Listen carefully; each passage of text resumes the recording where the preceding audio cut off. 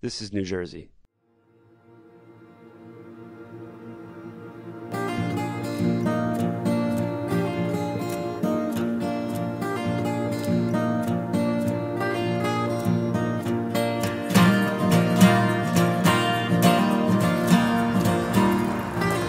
How's it going?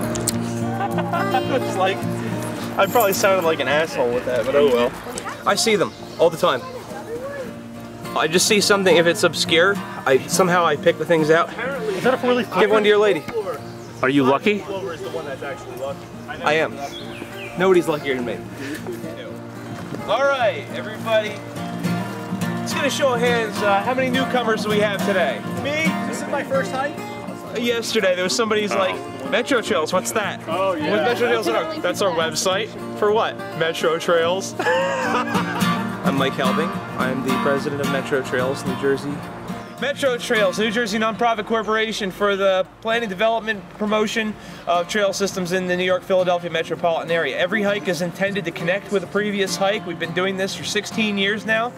And today our focus is going to be on the history of a route between Alamucci Township and Mount Olive.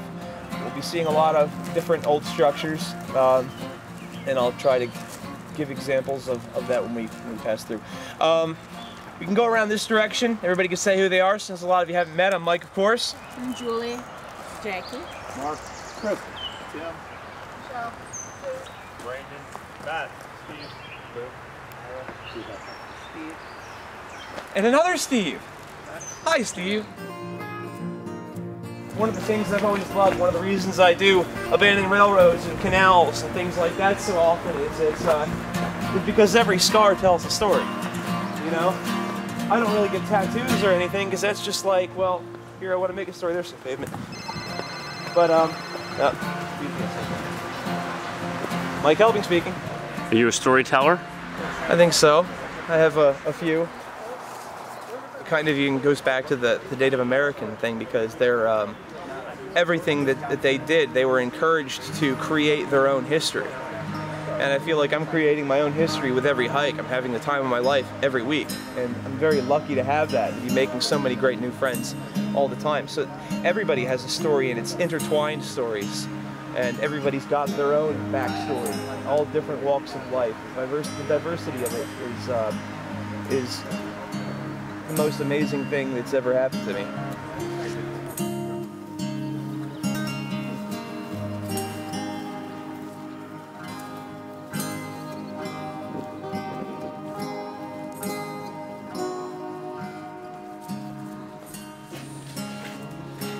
The first time I ever came in here, we still had curtains in the windows that blew in the breeze, and it was really extra. He was so relied upon, carrying the work of family pride. Hey.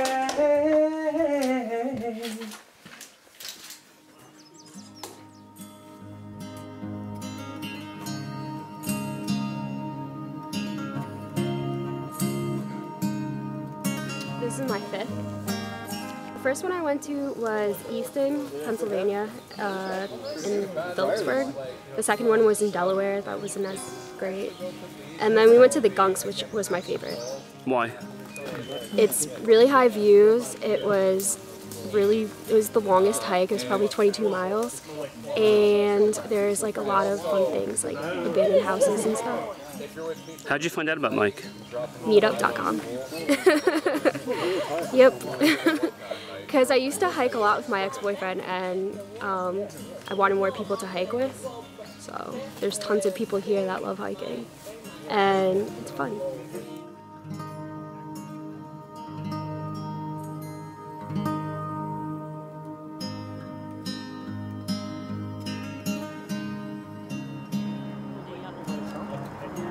It's back there on your... That's back there on my head. We got a little bouquet. Dogwood hats. Yeah, dogwood heads. Do you design these? Yeah, designed them myself. Created by Norman Florist. Yes.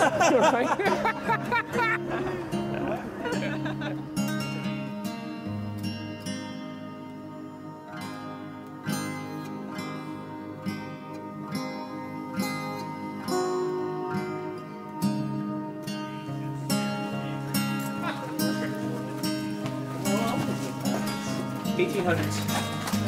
Oh yeah, look at that fireplace. Isn't it beautiful? Yeah, I would say vacuum cleaner. between 1850 and 1880 this was built.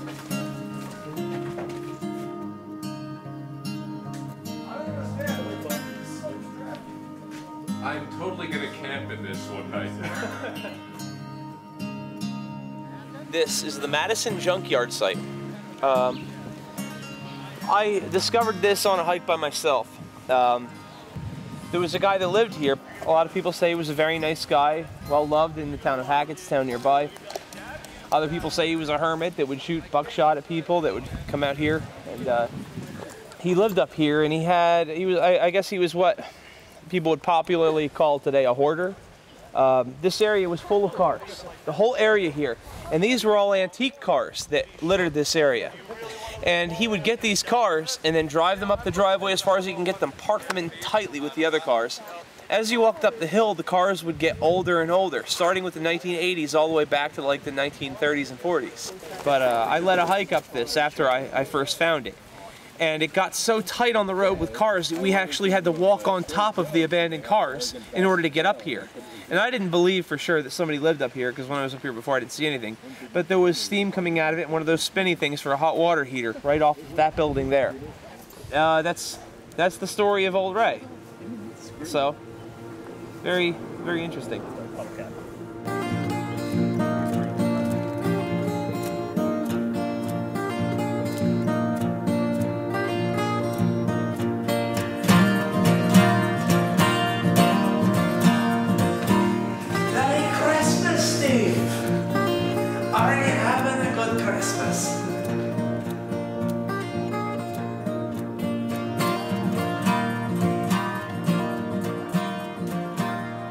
Welcome to my lair. What is it about abandoned spaces that interests you? There's so much to tell from every little scar, the way nature comes in to reclaim it. And every building, sometimes it's revitalized and brought back in the name of history. Sometimes nature forgets it, you know, history forgets it. It tries to pretend like it's not there. Vines will grow over it. It almost ceases to exist. To everybody driving the road parallel with us right now, it doesn't exist. Maybe a small fraction of them know it's there, but it's there. And if you take a walk like we do, you see it and you start to ask more questions, just like I did the first time I found it when I was little with my grandfather. I said, you know, what is this? What is the Morris Canal? Why are these buildings here? Why is this road abandoned? And some of the questions get answered, some of them don't. More questions always come up as a result of what we're exploring.